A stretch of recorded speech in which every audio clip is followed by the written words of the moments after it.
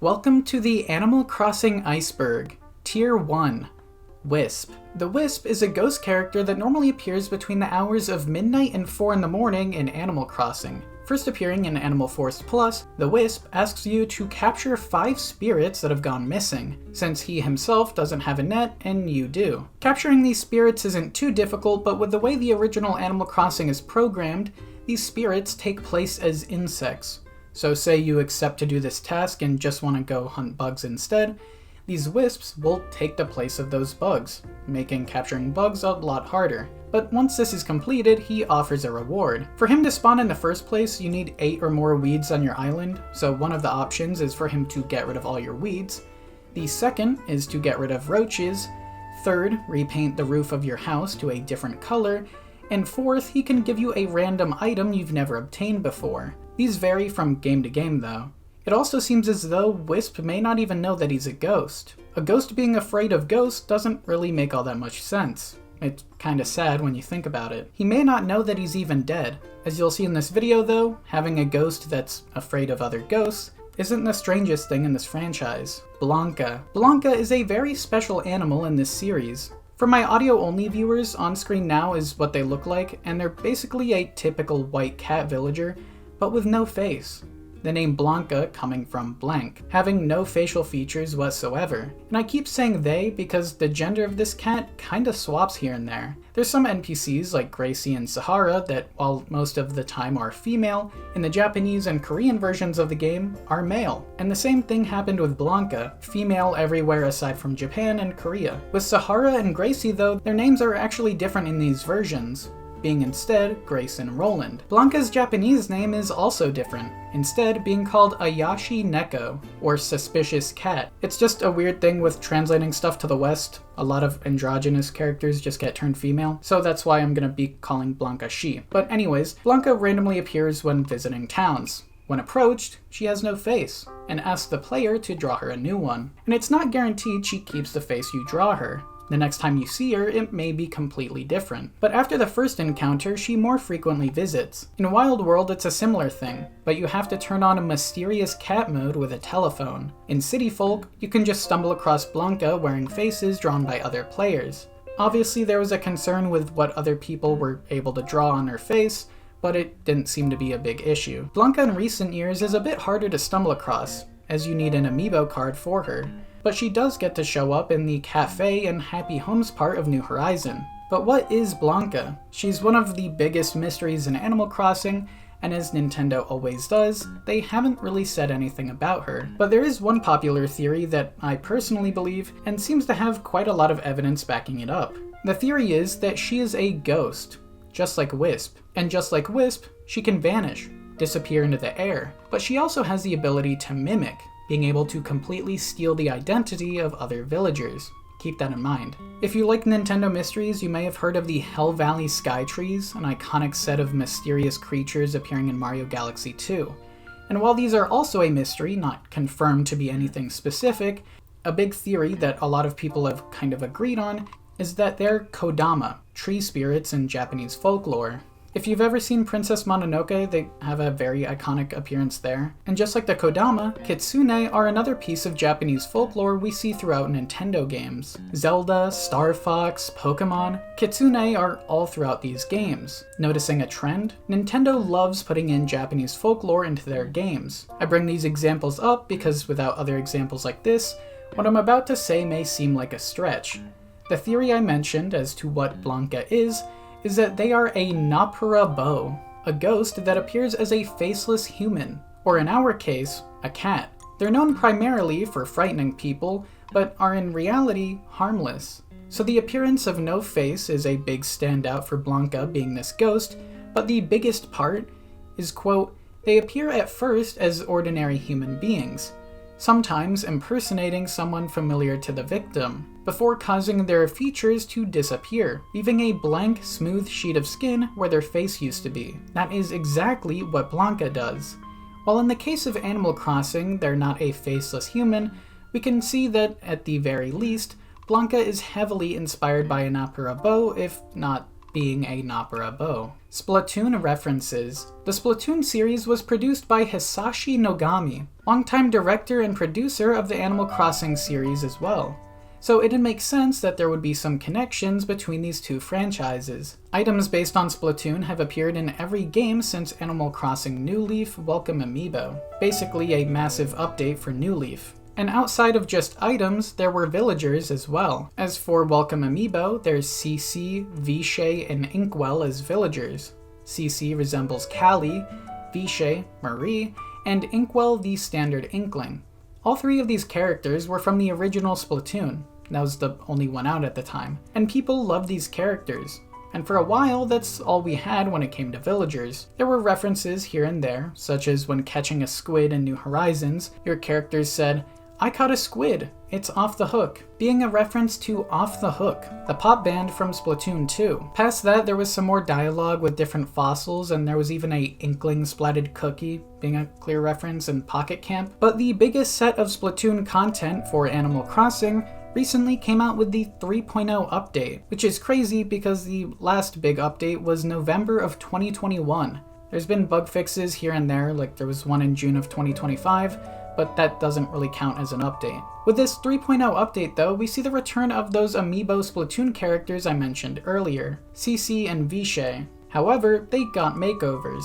Cece returns with a look that matches Splatoon 3's Shiver, and Vishay returns with a look that resembles Fry from Splatoon 3 as well. This update also adds tons of new furniture items as well. Somehow, out of the 4 icebergs I pulled from for this video, none of them mention the Zelda crossovers, so I'll go over that now. When Cece and Vishay were added to New Leaf, so were 4 different Zelda villagers. These villagers also didn't need to be changed at all. Unlike the Splatoon villagers where they got turned into squirrels, all 4 of the Zelda ones were exactly what they looked like in their own games. Being in the Animal Crossing style, I should say.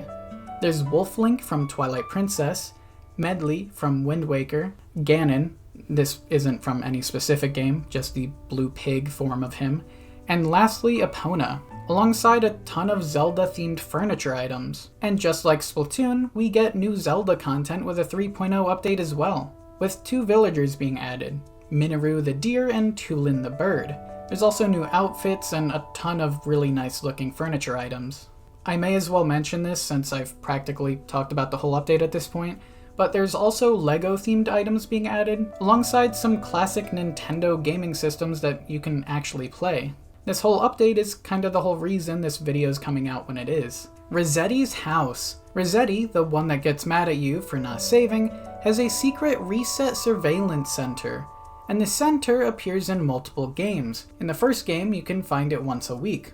To do this, you have to reset at least 2 times and have spoken to either Rossetti or Dawn in the past 7 days. Then a rock is set to appear. After doing this, save and reset on the current day, and check every single rock in town. And keep checking until one cracks. Hit it again and it'll cause the rock to break, revealing a hole down to the Reset Surveillance Center. Depending on how many times you've visited, Rossetti, Dawn, or both may appear, and the dialogue changes depending on how many times you've been there. Rossetti is basically just annoyed and tells you to not touch anything and keep the place a secret. In City Folk, the whole place looks entirely different, but it's a similar situation. In New Leaf though, it's a public's work project, and isn't secret. The whole area looks much better in New Leaf, though in New Horizons, there's nothing. With the introduction of autosaves, Rossetti doesn't really have anything to do, and is sorta just missing. With the recent update though, he's back. Well, he can't really do what he used to anymore, reminding you to save since it's sort of obsolete. He's gotten new things to do. Resetting areas of land, and it's extremely helpful. Also, I'm learning this later in the scripting, but I figured it'd be best to mention here. In New Leaf, the whole reason Rossetti is made optional by making a building for him is because the original game had apparently scared some children enough to get complaints sent to Nintendo. Having a little mole come out of the ground and yell at you non-stop if you're a kid, yeah, it might have been a bit scary. Population growing. The original English Animal Crossing game had a subtitle of Population Growing. It's something that's so tiny on the box art that personally I didn't even know it existed until now, but some fans occasionally refer to the original game just as Population Growing. After all, it is kind of what we do with the newer games. No one says Animal Crossing, then City Folk, or New Leaf, or New Horizons. They just say the subtitle. In general, this is pretty rare. I only came across it a couple times while scripting this video, but if you ever hear someone talking about population growing, they're talking about the original Animal Crossing. Serena. Exclusive to City Folk, Serena is a dog character, and a very unique one at that. She's a fountain goddess who appears as a statue normally, being in the city, but makes a physical appearance in the player's town. To make Serena appear in your town though, you need to toss an axe into the fountain. Then a glow starts to appear and Serena emerges, and she asks you different questions, which you can either be honest with her or completely lie. Depending on how you respond to her questions, she'll give different dialogue. Through this dialogue, she'll either give you a gold axe, silver axe, just give your axe back to you, or she won't give you anything, having your axe lost in the fountain. As far as what she does in the game, that's really about it. But just like Blanca, there's more to this story. Blanca and tons of other Nintendo characters are based off Japanese folklore, different creatures that are normally fairly creepy. But this time, Serena isn't based off something Japanese. Instead, a Greek story called The Honest Woodcutter. Though depending on who you ask, who actually made this story first, Greece or Japan, can be debated. But the story does revolve around the same thing, whether it be in either language. The story goes that the woodcutter, while chopping down a tree, accidentally dropped his axe into a river. Upset at his whole livelihood falling into the water, he was distraught. That's when the god Hermes decided to go in the water and retrieve the axe for the man. But when Hermes returned to the surface, he was wielding a golden axe. Then says, "Is this your axe?" The man says no, and the same thing happened with a silver axe. The man said no again. Then finally, his own axe was brought up, and the man says, "Yes, that's my axe." So impressed with the honesty of the man, the god let him keep all three. Then, the man's neighbor got jealous, did the same thing, and when the gold axe was offered just like before, his neighbor said yes to that being his axe. Hermes saw through it and didn't give him the axe, or his original axe he tossed in. It's a story about rewarding honesty. And just like the story, Serena rewards honesty. And she says she's surprised by honesty, almost as if she's used to everyone lying. Then, at the end of the encounter, she asks how good she did. She seems to be a newer, less confident type of goddess, and not as predictable as Hermes in the story. And while a lot of things in Animal Crossing are pulled from creepier Japanese folklore, they tend to be pretty tame, not really creepy at all. And Serena matches that perfectly. Just a nice reference to a story that rewards honesty. Bug Fight Club. In the museum in New Horizons, you can see some bugs hosting a fight club, going at each other on the same side of a tree. What's really interesting about this club though is that it's not always the same outcome. Different bugs will win over others, and it's not always guaranteed. Just a really cool Easter egg to see in the museum, and every time you go in, it's a different experience. The Roost. The Roost is a reoccurring cafe throughout the different Animal Crossing games. First appearing in Wild World on the DS, it's a cozy place where you and any other villagers can buy a cup of coffee for 200 bells. And this roost is ran by Brewster, a very dapper-looking pigeon character who's hinted to have quite the history with Blathers, the head of the museum. It's been mentioned by Blathers that him and Brewster used to be friends for a while, and in New Horizons, you can even see pictures of them together inside the roost. Like I said though, this cafe has appeared in a ton of different games. Aside from Wild World, it appears in City Folk, New Leaf, New Horizons, the Animal Crossing movie, which we'll get to that, Pocket Camp, and even Smash Brawl, in the background of the Smashville stage. Brewster has been inside the roost every time it appears, and outside of the interesting connection to Blathers, he has a fascination with gyroids. In New Horizons, you find him on an island searching for gyroids. And these gyroids have a very interesting history that I'll talk about later in the video. Octopus villagers. As for villager species, there's some that certainly have a lot more than others. With a staggering 36 different species, you can imagine some of these species don't get many villagers. And the least popular type by far is octopus, having only 5 villagers in the franchise, one of which is Inkwell, the previously mentioned Splatoon amiibo crossover. So only 4 normal octopus villagers. There's Cephalobot, a robotic smug octopus, Marina, a normal type villager, Octavian, cranky, and lastly Zucker, a lazy octopus. 3 of these are male, by the way, making Marina the only female octopus in the entire franchise. Just wild.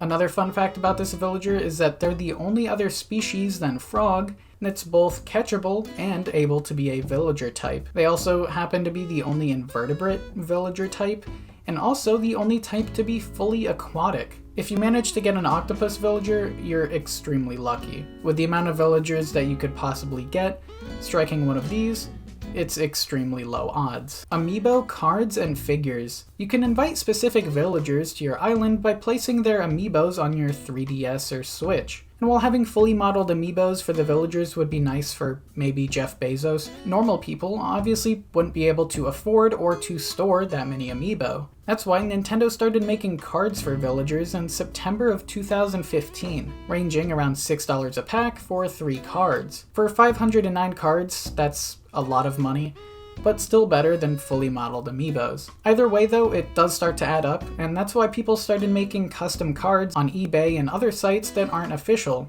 so you can, afford to eat while being able to access all the amiibos you want. Mom and Dad. You, the player in Animal Crossing, get letters from your mom and dad, simply referred to as Mom and Dad. No canon names or anything. Mom writes way more than Dad, with the dad mainly just writing on Father's Day. And since the original game, this has been a thing. Mom sends tons of letters, sometimes having gifts like decorations, clothing, cakes. She sends a lot. The dad, on the other hand, is very rare to hear from. Outside of these 2 family members, the only time the main character's family is referenced is when you catch the man-faced stink bug, and the player says, "I caught a man-faced stink bug. Reminds me of my uncle." Outside of these 3 family members, mom, dad, and uncle, no one else is confirmed to have any relation to the main character. Animal Crossing x Mario Kart 8. April 23rd, 2015, Mario Kart 8 got a Animal Crossing crossover DLC, adding 2 new cups, one of which had a specific Animal Crossing course, and even some new racers. Dry Bowser was added as a racer alongside the Bone Rattler, a 3-wheeled ATV based on him, and alongside this variant of Bowser, Villager and Isabelle were added as racers. Though the biggest part of this crossover was for sure the course I mentioned, which happens to be one of my favorite courses in Mario Kart, alongside the amazing DS Luigi's Mansion course, of course. But this course is unique. Just like how Legend of Zelda has rupees instead of coins on its course, this course has bells. And just like the actual Animal Crossing games, this course changes over time, every time you play it having a different seasonal variant, and each one of these variants has its own unique music. So while technically it's only one course, it's basically 4 in 1. And speaking of crossovers or collaborations, Sanrio's had multiple collaborations with Animal Crossing. Starting off with New Leaf, in the Welcome Amiibo update, 6 new villagers were added, all being based off different Sanrio characters, all of which were carried over for New Horizons. There were also tons of new furniture and clothing as well. It's mainly New Leaf and New Horizons that are known for the Sanrio collaborations.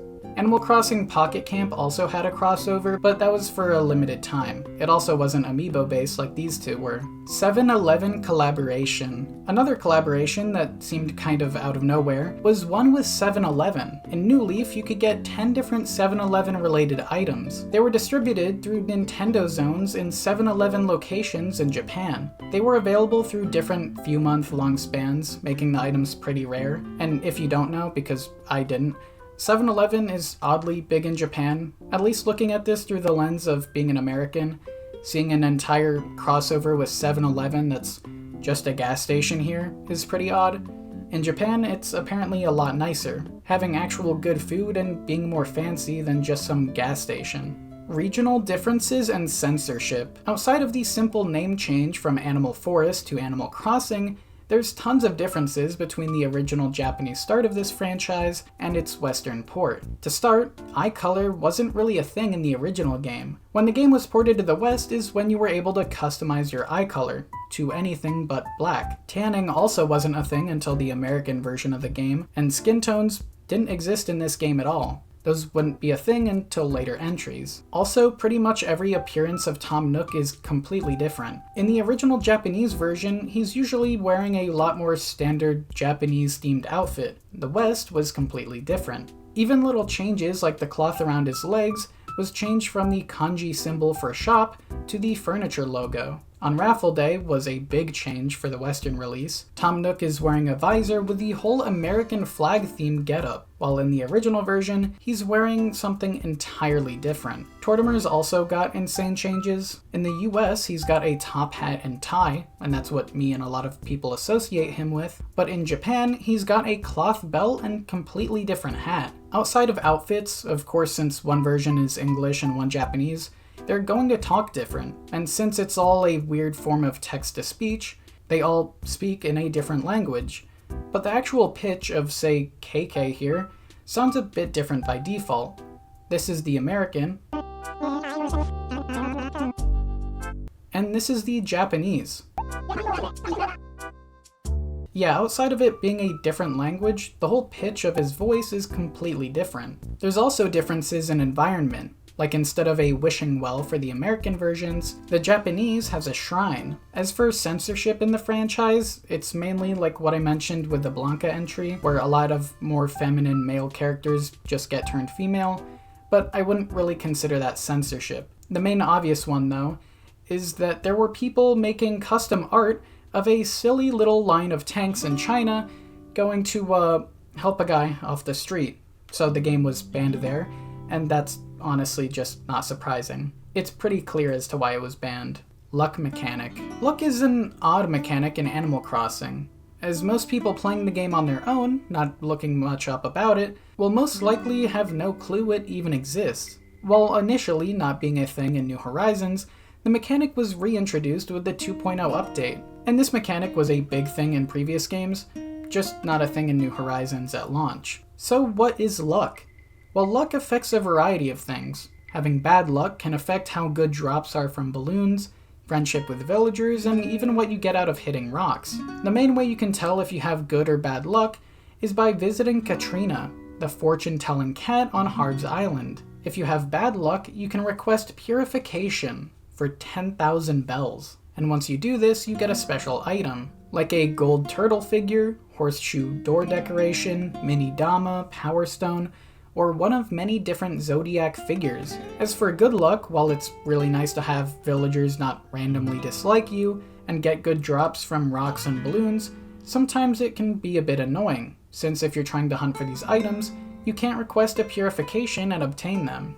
The zodiac items you can buy on New Year's, but the other 4 I mentioned before it are exclusive to having bad luck. Lucky items. These aren't what I just mentioned. The items you get from Katrina aren't the lucky items. It's confusing. Lucky items are actually tied to your home's HHA rating. These lucky items increase your HHA score by 777 points. And it's not always just placing it and calling it a day. There are some items that are year-round that will give you this bonus, but the majority of them revolve around what season your island is in. Like say for spring, there's a cherry blossom bonsai that's considered a lucky item bonus, but not in any of the other seasons. But these lucky items do fit the theme pretty nicely. They're not just random. Say for winter, if you have a big festive tree up, you get a bonus, and that just fits the whole season's theme. Getting a good HHA score can sometimes be really annoying with having to match different furniture sets, but with putting in different lucky items, it's made a lot easier. Something that's way more complicated though, that also relates to the HHA score, is feng shui, a practice that originated in China over 3,000 years ago. While describing what feng shui is in its entirety can be pretty complex, in general it's boiled down to the belief that you can arrange certain things to create positive qi that would ensure good health, improve interpersonal relationships, and bring about good luck and prosperity. In Animal Crossing, it's simplified to the east, south, and west corners of your rooms get different bonuses if you match certain colors to them, like having red items on the east wall, green on the south, and yellow on the west. While this doesn't affect luck like it supposedly does in real life, it does give you a big bonus on HHA score. Dodos. Dodos aren't extinct in the Animal Crossing universe. As you most likely know, 2 dodos, Wilbur and Orville, run DAL, the plane service in New Horizons. While it's a bit of a joke that these extinct birds can't fly and are the ones flying now, a lesser bit of knowledge about these 2 characters is that they're actually named after the Wright brothers, the 2 people who invented the airplane, Wilbur and Orville Wright. Doomguy and Isabelle are BFFs. Animal Crossing New Horizons and Doom Eternal both released on the same day, March 20th, 2020, and this led to tons of memes about how the two were best friends.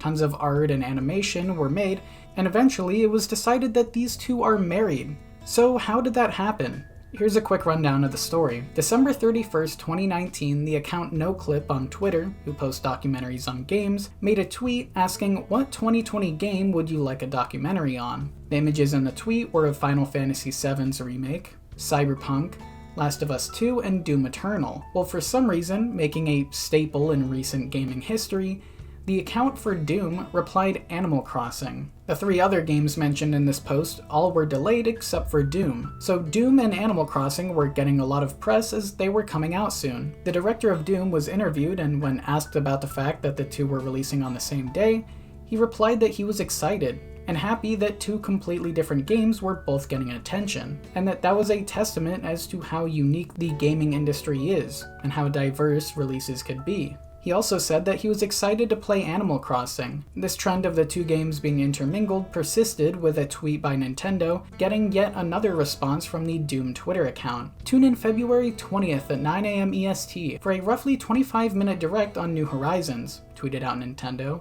The Doom account replied, "Will Isabelle be there?" Aside from the silliness of the 2 games releasing alongside each other on the same day, there were also rumors that Doom Guy was going to become a fighter in Smash Ultimate. That helped this reply get almost as many likes as the original Nintendo post got. Both communities started interacting with each other more. Animal Crossing fans going to Doom-themed corners of the internet, all supportive and excited for Doom, while Doom fans did the same thing, wishing the Animal Crossing community a good launch, also being excited for their game. It was by far one of the most odd crossovers between communities, but it was flourishing.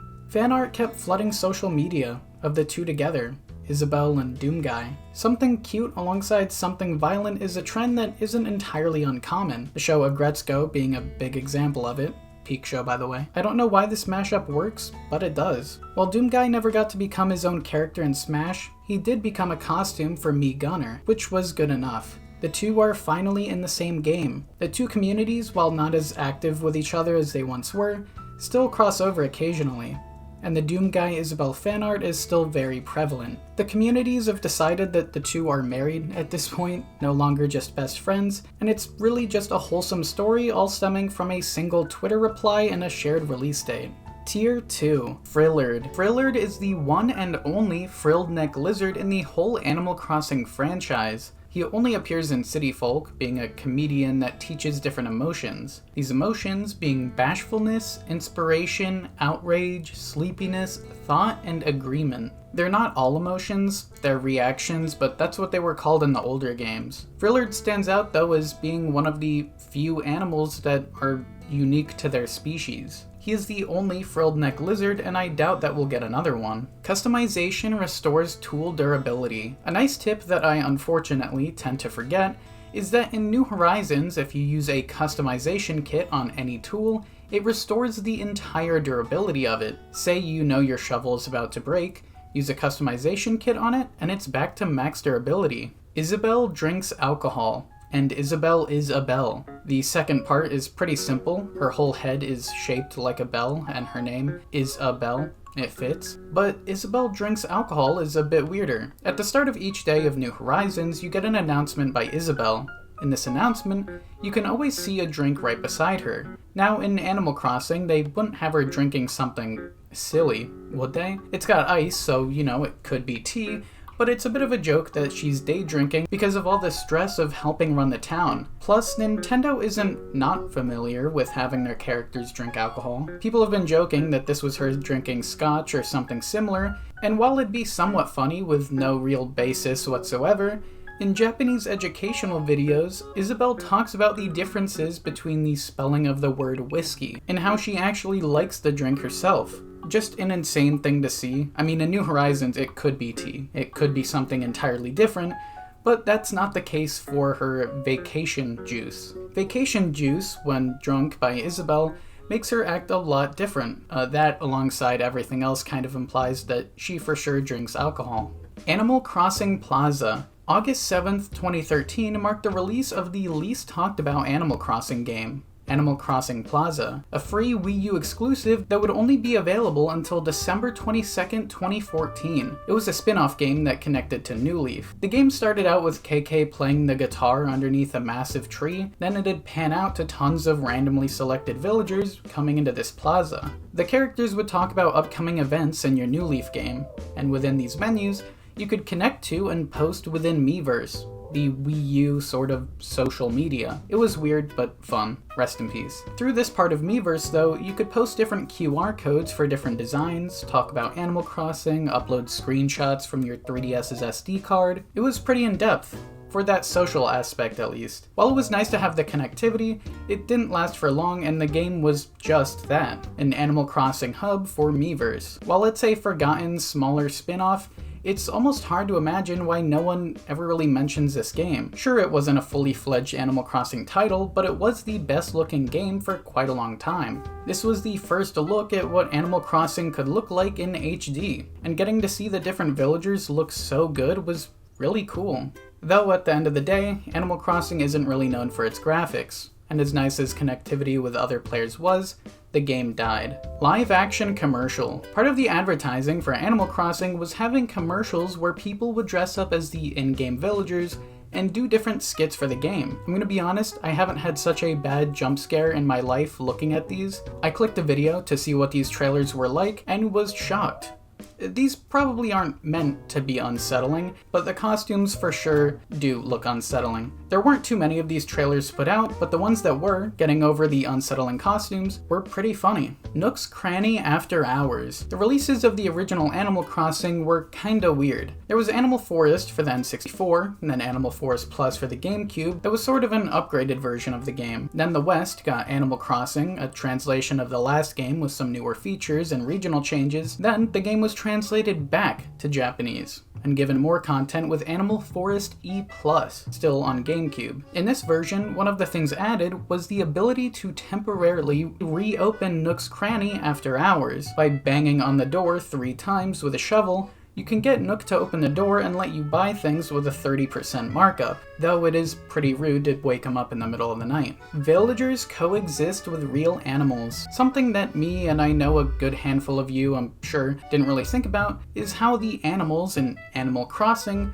aren't like the animals. Yeah, I never stopped to think about it, but we're actively catching different types of fish and insects that are also animals, while the villagers could be the same type of animals. Birds, owls, frogs, octopuses, those are all existent in the Animal Crossing games alongside the same species as villagers. Now, if you're MatPat, you could chalk it up to an insanely rare mental illness where you perceive other people as animals, which is a very good video, I must admit, but I think it's really just Nintendo being a Nintendo thing. Not to say there aren't weird, mysterious things with some of these animals, as I'll get to in the next entry, but for this, I really do think it's just, there's animals that are one type and animals that are another. So, to the creepy animals, in quotes, who is Zipper T Bunny? Zipper T Bunny is the special character that comes to your town on Bunny Day. First appearing in City Folk, this character was also in New Leaf and New Horizons. Now, if it was just a standard yellow rabbit, there wouldn't be any suspicions of anything creepy. But if you take a look at his back, like his name suggests, there is a zipper, as if this character is someone in a suit. But who? Many theories have been put out there over the years, some big ones being Tortimer since the T could stand for his name, and the bunny character is always seen out of breath. That can make sense. Lyle was another big candidate since both Zipper and him complain about their job all the time, and Phyllis was another big one as well. But while all of these seem to have somewhat strong evidence, they're all thrown out the window, as Tortimer, Lyle, and Phyllis can all be seen around town when Zipper is out being a bunny for Bunny Day. As for characters we know, another big theory is that it could be Hopkins, as both of the characters share the same birthday of March 10th. But just like last time, he can also be seen at the same time as Zipper. So Zipper doesn't seem to be anyone we know. Pretty much everyone can be seen at the same time as him. So this leads to the most probable explanation that isn't as creepy, but still kind of unsettling, that Zipper T Bunny is as his name implies. He is the suit. Like the YouTuber Rocket Elijah explains, Nintendo most likely just based the design off actual suits people wear in real life. Different suits of the Easter Bunny.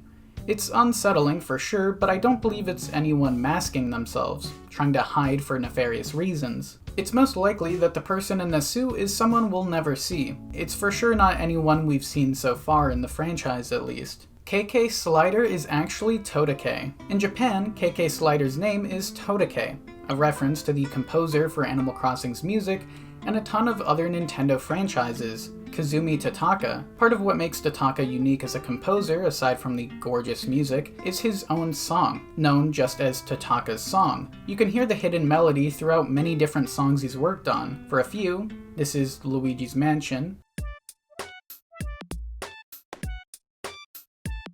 Pikmin 2, and Animal Crossing City Folk.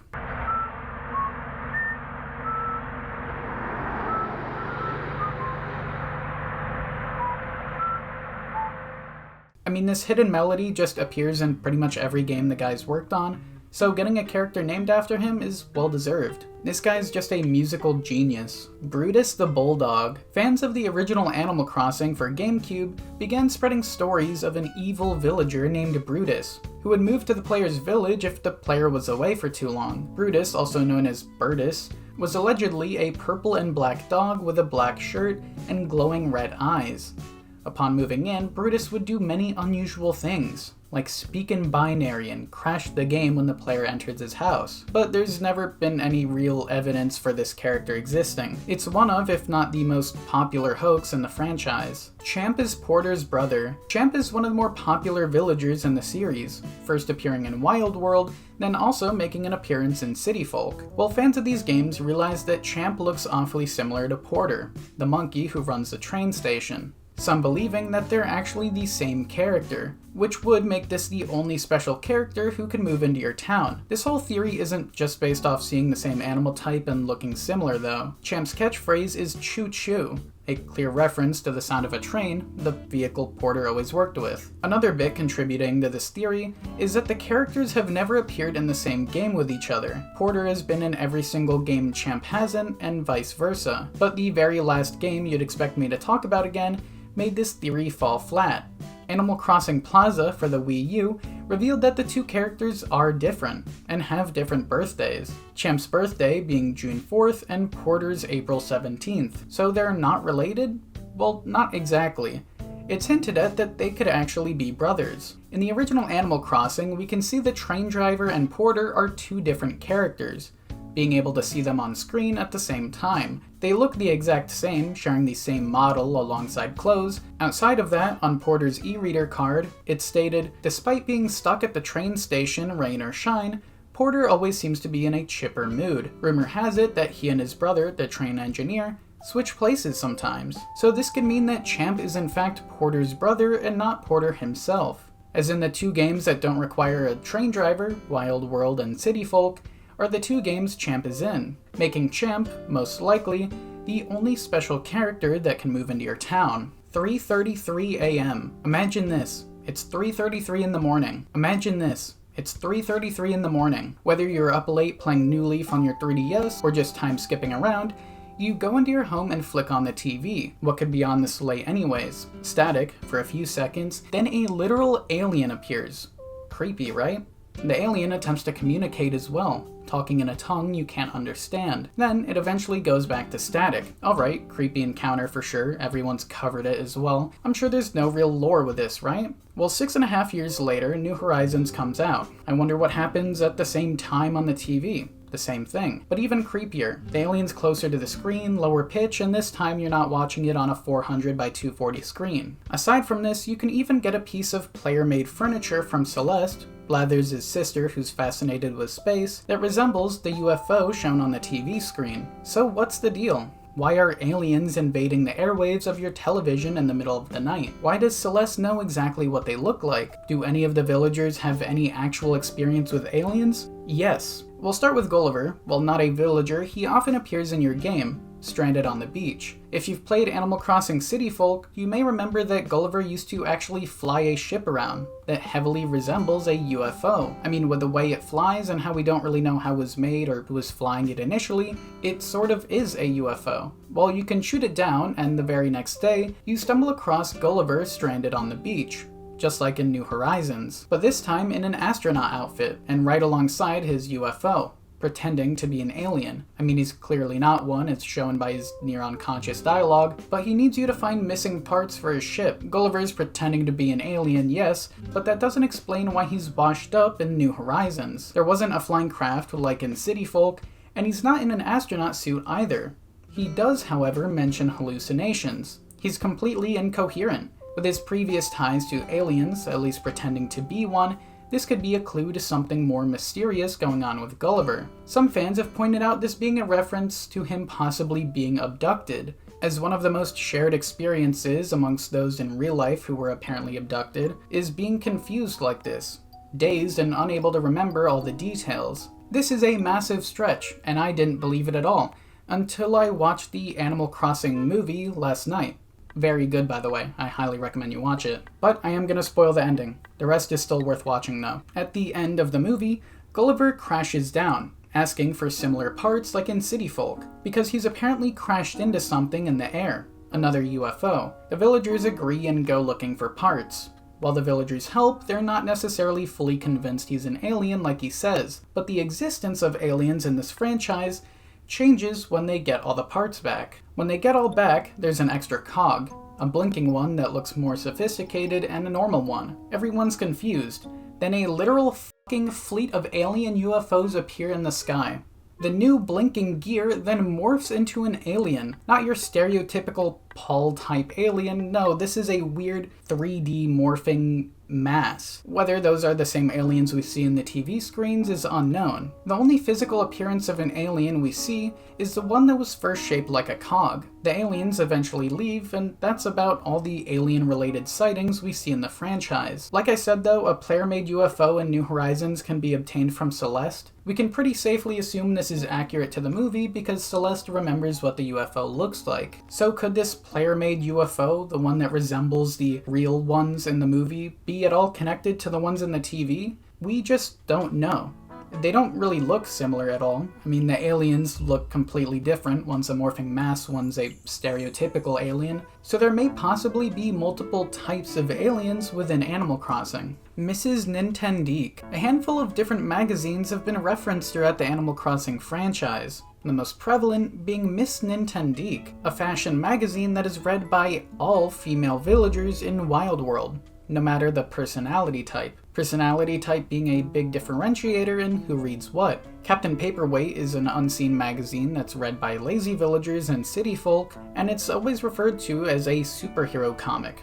And the Chillin' magazine is another one read exclusively by lazy villagers in Wild World. They often talk about how they save pages because all the magazines take up too much room. Here's a handful of other unseen magazines as well. Magazines, like in the older games, haven't really been a thing since New Leaf though. Sure, they're a furniture item in New Horizons, but they're never mentioned in the dialogue. Pigeon milk. When getting a drink from Brewster, sometimes it'll be mentioned that there's pigeon milk inside of the drink. So what is pigeon milk? And why does it apparently make the coffee taste so good? Well, it shouldn't. In real life, pigeon milk is a, quote, pale cottage cheese-like substance that both parents of pigeons can produce. You know the term baby birding something? Yeah, it's that. It's a liquid they produce to do that. Maybe don't use it as creamer, that's disgusting. Secret KK Slider songs. There's some secret KK Slider songs you can only hear by requesting their name specifically. These songs change by game, with the trend being the secret songs of the previous game are made normal in the next. The most recent 3 secret songs in New Horizons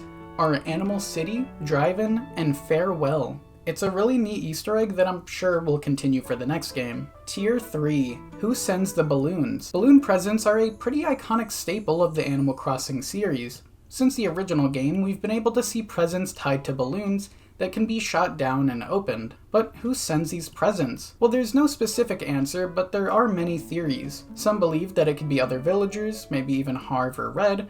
but my personal favorite theory is that it's the player's father. Since he doesn't say much through the mail, it's a nice thought to imagine that this is how he helps you throughout village life. 64DD. The original Animal Crossing, the Japanese N64 Dobutsu no Mori, originally began as an interactive multiplayer RPG. It was being made for the Nintendo 64DD, and would use the system's expanded memory and internal clock, but as for the market, the 64DD began to shrink. The project was ported over to the standard N64, and now, due to the memory being a lot less, tons of key aspects of the original game had to be completely redone. The original game was meant to feature a character who enlisted the help of animals to make their way through the game, with the clock's sleep and wake cycles being affected by the built-in clock of the 64DD. The original game was also going to have dungeons, bosses, monsters. I mean, it was an entirely different game. It was an RPG after all. Really, the only things that stayed the same was the inclusion of animals and aspects of the game being operated in real time. The original game was to be goal-oriented,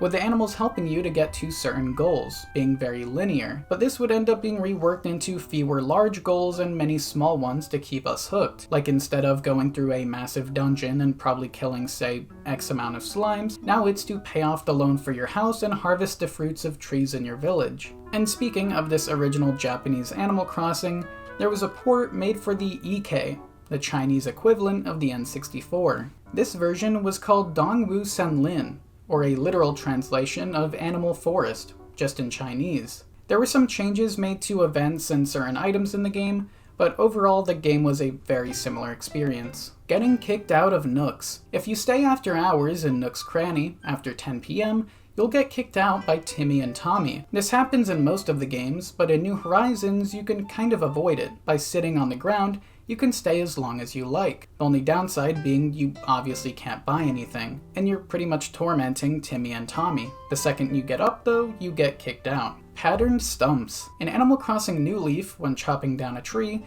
there's a small chance that you'll get a patterned stump. With the normal and golden axe, your chances are pretty low, while with the silver, it's guaranteed. The designs are pretty neat as well. There's a heart one, star, item symbol design, and even one for the Triforce. Unfortunately though, this feature didn't carry over into New Horizons, but people have made custom patterns to try and replicate these old stump patterns. Lottie wears too much makeup.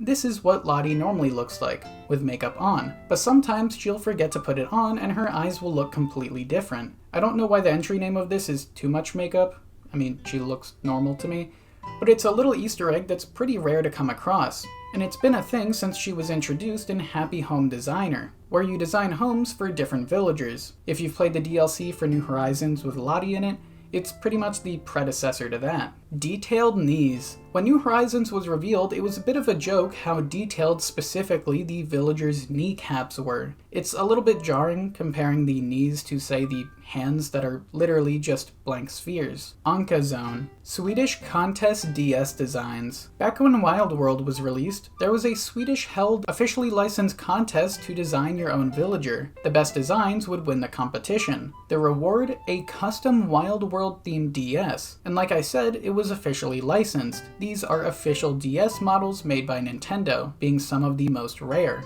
Both variants, the spring and winter versions of this DS, only had one with their design, making this a one-of-one DS model. But what happened to these DSs? I mean, Wild World was released ages ago. While YouTuber L Supersonic Q was able to track down the winner of the person who got the spring variant, and it turns out that they actually still have the DS, and it looks to be in near perfect condition. The winter one, on the other hand, is completely lost. I'm sure it's out there somewhere, but currently we have no clue where this one-of-one Wild World themed DS even is. Gyroids are Haniwa. Gyroids are weird. They're based off Haniwa, Japanese terracotta clay figures that were made hundreds and hundreds of years ago, and comparing the two, especially in the older games, it's very clear how direct of an inspiration Haniwa were. But throughout the games, they've changed, with New Horizons completely trashing the old form and introducing all of these new unique ones. But what are they? What are gyroids? Like, they really are completely different per game. Some you can talk to and seem sentient, others just dance around and make weird, incoherent noises. And why do all of them sell for 828 bells? Well, as for the bells thing, it's a play on how you say Haniwa. In Japanese, you say 822, as Hapiaku Niju Haji. Well, if you take the starts to each of the numbers here, the 8 from 800, ha, 2 from 20, ni, and ha again, combine them and it spells out Haniha. While in hiragana, the character for ha is sometimes pronounced as wa, so putting them together with this, you get Haniwa, the terracotta figures that the gyroids are based on. So the pricing is just a really neat and kind of complex Easter egg. Also credit to Rocket Elijah for finding all that out, he made a great video on gyroids. But back to the actual what of the gyroids, what they are. I mean, outside of being collectibles, they were the way you saved your game in the original Animal Crossing. They're really important. So they're based on these Haniwa figures. Figures that in old Japan were originally put atop gravestones. And over the years, people had come up with theories that the souls of the deceased inhabited these Haniwa, possibly being the reason they move in Animal Crossing, dancing around. But there's also ones, or I should say one, that talks, that being Lloyd. Originally he wasn't named this, but eventually with the release of City Folk, we see Lloyd with his given name for the first time. Then we'd see Lloyd in New Leaf and New Horizons, as the one taking donations for new infrastructure to be built. He's also the gyroid Villager rides in the Smash 4 attack. Fire Lloyd forward like a rocket. It's stated in the description of the move. Also, the move is just called Lloyd Rocket. So there's Lloyd, the sentient gyroid. Gyroids, the ones that you can dig up or find washed up on a beach that we don't really entirely know what they are. And then there's Coco, a villager that people theorize is connected to gyroids. While Coco and gyroids both share a heavy resemblance to one another, Coco doesn't really seem to have any specific connection to Haniwa. Sure, the eyes and color scheme match that of gyroids, but outside of that, there's not really much to go on. I'd like to believe Coco is somehow another sentient gyroid like Lloyd, but that's all very speculative. That doesn't mean this is the end of gyroid entries though. As anyone who's looked into creepy Nintendo things may remember, you can have your face look like a gyroid, and it's very creepy and not a glitch, though a lot of people seem to believe it is. Yeah, a lot of people seem to think that this is a glitch, but when you reset your game while traveling to another player's town, you're given what people dub the gyroid face curse. And it's intended. When hacking the game, you can see the actual texture your face is given. It's not just a glitch, this was all intended. And the texture is actually called Lloyd Face, which is certainly odd. First of all, it's not the same spelling of Lloyd that we see in later games, but also the gyroid outside your house in the first game wasn't given the name Lloyd at all. Like I mentioned earlier, Lloyd wasn't Lloyd until City Folk. So I guess he was always named this? His naming isn't really consistent, so who knows if the one outside your house is really Lloyd. Anyways, a lot of people were under the assumption that this gyroid texture replacing your face was a glitch, but it wasn't at all. It was purposely programmed in by Nintendo. It was even acknowledged in the official guidebook for the game. You want to be especially careful about saving your game if visiting a friend's village. If you reset the game or lose power while in a different village, you'll lose all the money and items you had in your inventory. You'll also turn into a weird zombie-looking character. Scary stuff. So it seems that this was more of a creepy precaution to make sure you save your game and don't reset while in another village. Lastly, speaking of the gyroid entries, there's tons of beta maps left over in the code of the original Animal Crossing. And if you get yourself into a specific one of these, you'll come across the debug gyroid. This debug gyroid in the English version of the game doesn't really work. And there's not a whole lot to say about it aside from it's got a really unique texture. But going to the Japanese version of the game, there's some text that when translated is pretty interesting. It is a debug gyroid, so a lot of it is about different parts of the code, but in two different strings of text that's brought up when talking to the gyroid, it mentions the PlayStation 2 and Sega Dreamcast. Could this mean that Animal Crossing was originally going to be on those consoles as well?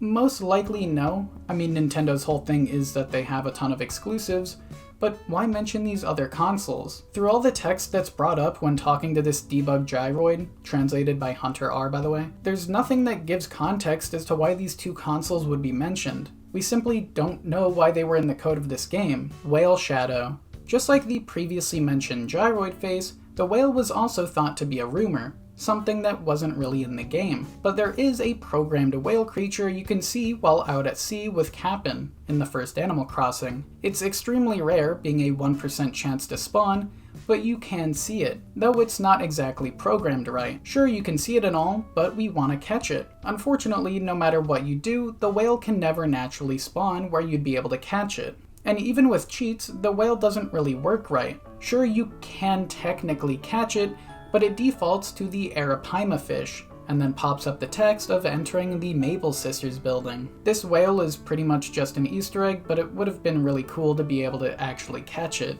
Tom Nook's printer is a Xerox Workcenter 7225. The printer we see behind Tom Nook in New Horizons was actually found, like the real-life version of it. Someone who works with printers made a post talking about it, and it's the Xerox Workcenter 7225. Just not super common that we see something that's so clearly based off of a real product. Basement screaming. Chrissy and Peanut both have the same dialogue about basements, and it's kinda creepy. They say, "I'm jealous you have a basement in your house. Basements are great for screaming.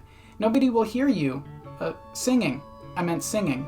We don't know what they like to do in basements, but maybe it is just singing. I'm sure it is." Self-aware villagers. Sometimes lazy villagers will break the fourth wall, and it's much more unsettling than screaming in a basement. Quote, "There's a weird rumor going around. Some folks, they're saying none of this is real. None of it. They say the island is just a game, and everything we say or do is just to amuse somebody else. And I don't know. I kinda believe it. So many things would make more sense, you know? Have you ever thought about how fruit grows way too fast? And ain't it weird that all the trees have 3 kinds of wood? And have you ever noticed that there's pretty music everywhere? It's great, but it's weird. And does Tom Nook make any sense to you? Yeah, I'll buy your seashells so you can give me back my own money to pay off a house I'm selling to you. I mean, what? It's all so obvious. Our lives are fake. We all should have seen it a long time ago. A long time ago. I'm joking. It's a joke. Nobody said that. You want to see the look on your face. So crazy dialogue just to throw in the game. Like, are the villagers actually sentient? Do they know what's going on? Do they know they're in a game? It really seems implied that that's the case. Cap'n kidnaps children. Just like how Blanca is based on Japanese folklore, Cap'n is too. But with Cap'n, it's much more obvious. Name alone is very similar, Cap'n being based off of the Kappa, a turtle-like supernatural creature, and these Kappa are known for being devious creatures. Some will play harmless pranks, others kidnap children. Hence the theory of Cap'n kidnapping children. Well, aside from the name being similar, comparing the two side by side, they look very similar. This Cap'n and Kappa, they are just the same thing. But outside of Cap'n pretty obviously being based off of this really creepy creature, there's no evidence of him actually kidnapping any children. But who knows? I mean, we're not with Cap'n all the time. Tier 4. Bao and Meow. Meow and Bao are 2 of the most unique villagers in the franchise. The original Animal Crossing used e-reader cards, having a card for every villager you could invite to your island, just like how Amiibo work nowadays. Well, Meow and Bao's cards were exclusive to figures made by the company Takara. This company also made little translators called the Meowlingual and Baolingual. They were meant to basically translate what your cat or dog was saying to you. So these villagers were based off of those as inspiration. But since the original game, they haven't been available. They were unfortunately limited to a single promotion in the first game. So we'll unfortunately most likely never get to see these screen-faced dog or cat villagers ever again. Farley. If you maintain a perfect town in the original Animal Crossing, the character Farley will appear. He gives you a golden axe, but unlike Serena, who I mentioned earlier, the dog that also deals with axes, Farley isn't an animal. It's not confirmed what he is either, though he does seem to look like a gnome or possibly type of troll. Even his e-reader card doesn't seem to know much about what Farley is. It reads, "Farley is shrouded in mystery. No one seems to know where this character comes from or whatever sort of creature it is. But one thing is for sure, you will only meet Farley if your town is a great place to be." Farley is certainly one of the more unique parts of the franchise, and it's rare that we know this little about a character. Reference to the Da Vinci Code. On the back of Red's fake academic painting lies a key taped to the canvas. This is a reference to the Da Vinci Code. In the Da Vinci Code, a key is hidden behind a Mona Lisa replica at the Louvre as a start to a big puzzle in the story. It's certainly very hard to spot, but it's a really cool reference to a very popular book and movie. DSi Clock and Calculator. On May 4th, 2009, the Animal Crossing Clock was released, a simple DSiWare app that doubles as a clock and calculator. You could also use it to make a town tune. Aside from that, there's not too much to say about this app. Just a nice little 200 Nintendo point app on the DS, or if you really wanted to, $2 on the 3DS. Hidden bug on museum wall. In New Horizons, there's a hidden what seems to be moth on the museum wall, but it's not always a moth. It was shown in Boundary Break that it could also be a centipede, and I even saw someone say theirs were ants. Basically, if you go into the museum, there's a personalized bug on this wall, and it's extremely hard to see. Despite it being really hard to see, I'd say this is one of the cooler Easter eggs. Most Easter eggs, like 99% of them, aren't personalized, but this one changes per player. Timmy and Tommy are adopted. In Wild World, Tom Nook explains that Timmy and Tommy aren't blood related to him, but thinks of them as pupils and himself as the mentor. Tom Nook simply adopted them and is trying to make them good businessmen. Some villagers say that he found them in the streets and took them in. So while they may be getting a bit too much like Tom Nook with their business practices, it's better than being left on the streets. Timmy and Tommy are also twins, though one of them is meant to be older, but it's not really consistent which one is which. Some canon media say Tommy is older, some say Timmy. 79 degrees Celsius is the perfect coffee temperature. Brewster says that 79 degrees Celsius is the perfect coffee temperature when he hands you a cup, 176 Fahrenheit. In real life, this is kind of an odd temperature to serve it at least from what I could find. It seems that this temperature is a bit too hot to really get much of the taste, and bordering on a harmful level of hot, but who knows though. The recipe for a good cup of coffee may be completely different when adding pigeon milk. Paper airplanes. Paper airplanes are an unused item left over in the code of the original Animal Crossing. Now that would be interesting and all, an item that we could have gotten, but in a way you still can get it. In an extremely rare scenario, a bit flip can occur, basically a part of the memory card turning off or on randomly, usually causing an error. Like normally, it'll completely corrupt your save file, making it unusable. But if you're very lucky, though I'm not sure I'd consider getting a bit flip lucky, you can actually see these paper airplane items in-game. They'll spawn on certain ground tiles and you can even pick them up. But if you attempt to throw the paper airplanes, sure it works, but then you're soft locked. You can't move anymore. So in this scenario, you reset your game, and for some reason, it duplicates. Every airplane times 2. Then again, and again, and eventually the GameCube can't handle it anymore, and the game crashes. So getting this to happen is certainly unlucky, as it's just a matter of time until you have to delete your save because you can't reopen it. But I guess on the upside, if you get this, you can see paper airplanes. Yeah, it just stinks if you see this in your game. Iwata Mii and City Folk. There's an unused image of Satoru Iwata's Mii in the files of City Folk. It was used as a placeholder, like they could have used anything for this texture, but it's just really unique and kind of funny that they decided to use a Mii of the current Nintendo CEO at the time as their placeholder image.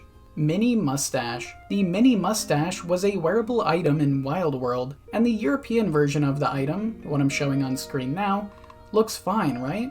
Well, the American version, yeah, I see why they changed it in the European release. Let's just say a certain European fellow made this mustache style have quite the reputation, and Nintendo changed the look in the European version because of that. New Leaf 7 PM music negative aura. Now this entry I just don't get. New Leaf 7 PM music, the music playing right now, I wouldn't say has a type of negative aura, but it is very nostalgic and very relaxing. This track feels a lot more nostalgic than really any of the others. There's just something special about this music. Every video on YouTube, if you look up New Leaf 7 PM music, all the comments are super nostalgic and wholesome. So it's certainly not just a me thing. Humans are going extinct. There's a pretty big fan theory that the reason you're the only human you see in Animal Crossing is because there's not many left at all. that your mom and dad in the game may be the only other humans the player character knows. Sure, there's the case of other players, yes, but the ratio of humans to animals, alongside actual copies sold of the game, it could make sense. Sure, New Horizons sold around 50 million copies,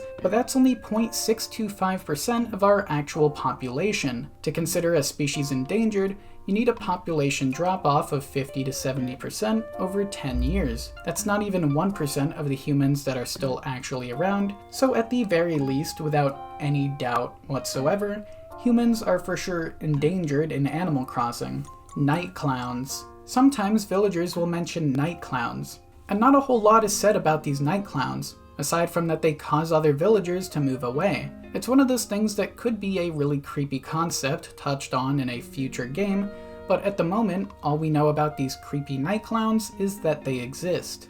Tier 5. Animal Crossing is the afterlife. The presence of gyroids in Animal Crossing helps support the theory of Animal Crossing being a form of afterlife, since Haniwa were atop gravestones and gyroids being based off them are everywhere, alongside cute visuals of animals and other things that couldn't be in real life.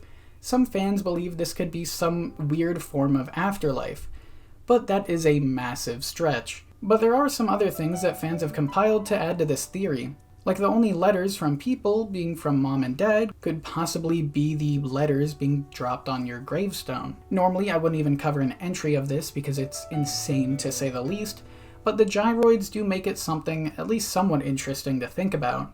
I don't really think the world of Animal Crossing is a weird afterlife or purgatory as some of these icebergs were implying, but the amount of weird supernatural stuff like gyroids and heck aliens do make a lot more of the out there theories a lot more plausible. Haunted art. Brett is known for being quite the shady character. Sure, he sells genuine art, but also fakes.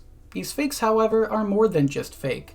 These paintings are haunted. The paintings at different times will change some aspect about themselves, whether it be closing their eyes or completely changing the position of their head, they change, and it tends to be pretty creepy. This isn't the only thing that seems to be haunted in some way though. The graveyard wallpaper you can get has fog that's animated, yeah, and that's pretty creepy, but it also has a ghost in the background. Okay, that's fine, it's just one creepy ghost added in, but when you turn off and on the lights again, the ghost disappears and reappears closer than it was before, and eventually it gets as close as right behind the closest tree to you in the wallpaper. Just another really creepy, somewhat hard thing to spot if you're not already looking for it. Osama's Wild World save. Yes, that's correct. Osama bin Laden played Animal Crossing Wild World on an emulator, but still. He was known to have played quite a good number of games, but that being said, the FBI hasn't released his town. I don't really know why people were expecting them to. I mean, it's his Wild World save.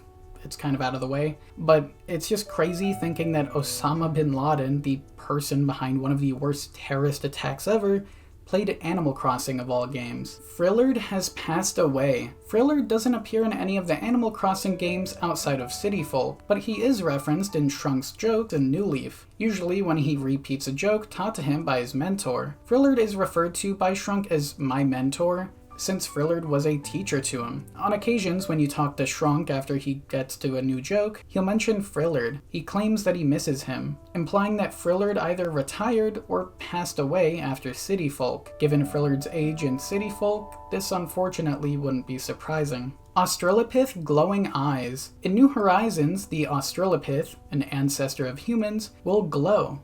Specifically, the eyes in late hours of the night. No other kind of fossil does this. Could it be hinting to a possible ghost of some kind? I mean, I doubt Blathers set this up, so possibly. It's just another really creepy Easter egg, but putting the glowing eyes on this fossil out of all of them was certainly a choice.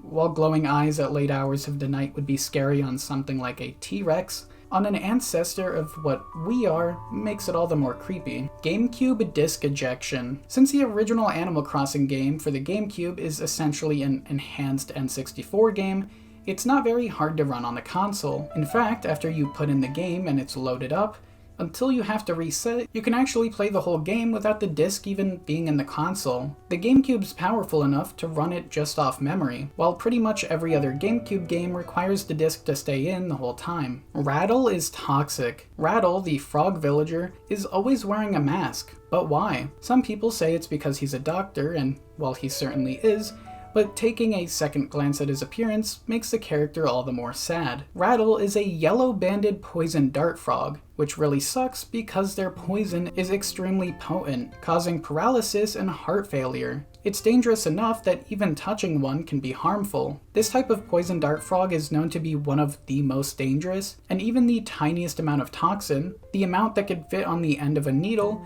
will kill an adult within minutes. So how could Rattle be a doctor? Why would he be a doctor? Well, it's theorized that the yellow on his hands and feet aren't just his hands and feet, that they're gloves and boots. So this could be his way of avoiding transferring his toxin. Why he would be a doctor though? Imagine you're Rattle, a cute little frog who's grown up with all these other frogs of his kind, unknowing of what the simple touch of your finger could do to someone.